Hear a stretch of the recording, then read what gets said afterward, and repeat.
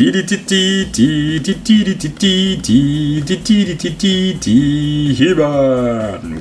I'm in love with a hero.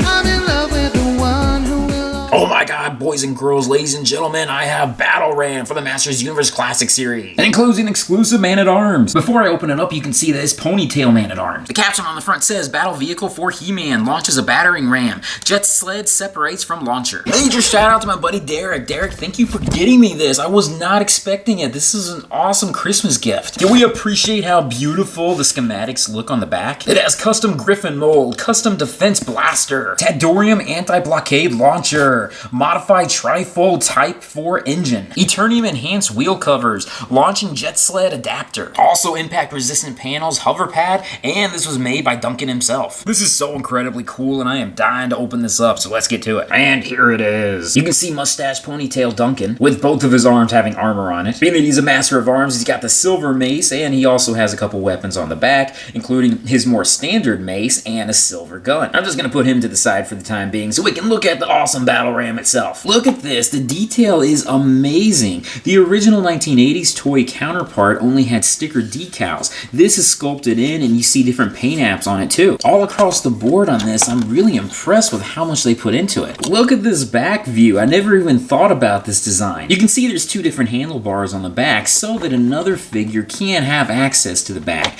That way we can have like two people riding on it. Even underneath there's a lot of detail to it. Not a lot of color apps to it with the exception of the Sky Sled portion. Or Jet Sled. I know some people out there get irritated when you say Sky Sled and Jet Sled as if they're the same thing. The cartoon introduced the idea that there are two different types of Jet Sleds. One that has the Griffin head for the heroes, but this one is the evil head, which is more of a snake-like figure. This is what the villains used. Which, by the way, there is a Jet Sled where it's only the Jet Sled that's available from the Classics figures that has the Griffin head. I don't know why, but I always thought of this as looking like an alligator. I know it has some reptilian design to it, but I've never really been quite sure exactly what it was. The Jet Sled itself does come apart, and if you look at this, it does have like little booster rockets on the back where the vehicle can fly around. Here you can kind of see the opposing views, and again, the detail is amazing. I am so impressed with this. Unfortunately, one of the handlebars here is kind of bent in. I'm gonna have to take a blow dryer so I can get that straightened out. The wheels are functional and they do roll about very easily. The action feature here is the anti-blockade launcher, which I'm gonna push the button here